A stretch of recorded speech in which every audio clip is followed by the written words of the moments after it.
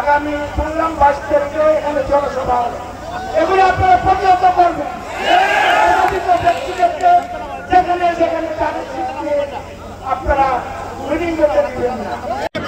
আপনারা জানেন নবীনগর বিএনপি কে করেছে এবং বলে যে এরা কারা।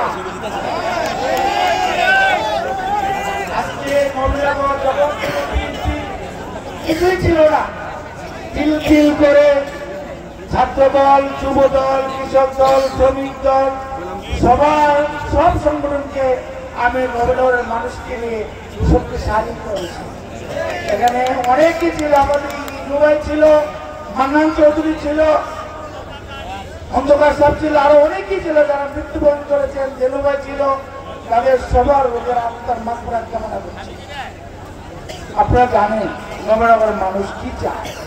নবীনগরের মানুষ চায় ধানের শীষে ভোট দিয়ে নবীনগরের ধানের শীষ থেকে নবীনগরের এমপি আপনারা দেশনেত্রী বেগম খালেদা জিয়াকে এবং তারেক রহমানকে উপহার দেওয়ার জন্য। কিন্তু আপনাদের মন দিয়ে তো কাজ করতে হবে। আপনারা মনের মতো মানুষ নামলে তো হচ্ছে না। ভুল তথ্যের ভিত্তিতে, ভুল ইনফরমেশনের ভিত্তিতে যাকে মনোনয়ন দিয়েছে তাকে আপনারা চিনেন। সে 2008 সাল থেকে 2021 সাল পর্যন্ত নবীনগরের মাটিতে পাড়া দেয়। সে যদি বলে এরা কারা তোর বিবেককে জিজ্ঞাসা করো। আজকে আপনাদের কাছে প্রশ্ন, আগামী শুনলাম 22 তারিখে এখানে জনসভা হবে। এগুলো আপনারা প্রতিহত করবেন। ব্যক্তিদেরকে যেখানে যেখানে তাদের সৃষ্টি আপনারা মিটিং করতে দিবেন না।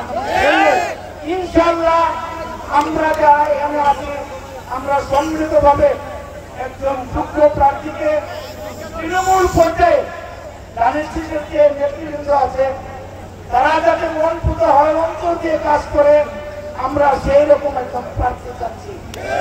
আমরা এর পরিবর্তন চাই একটাই কারণ, আমরা ধানের শীষকে ভালোবাসি। ধানের শীষ মাত্রা দিয়ে আমরা তারেক রহমানকে উপহার দিতে চাই। আমাদের আন্দোলন, আমাদের সংগ্রাম দীর্ঘ এত বছর যাবৎ রাজনীতি করেছি, আন্দোলন করেছি, সংগ্রাম করেছি।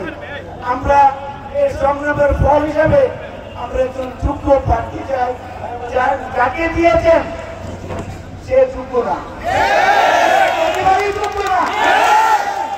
যুগে বিএনপির পাশে ছিল না, যুগে নবীনগরের পাশে ছিল না। নবীনগরের মানুষের দুর্দশা দেখো কোনদিন জানি নাই। সেলফিশ লোক, তার গ্রামে তার সাপোর্টার নাই, নাই। এই জন্য আজকে আমাদের একটাই আকাঙ্ক্ষা, আমরা রাষ্ট্র কাঠামো 31 দফা আমরা এদেশে বাস্তবায়ন করবো। এটা হলো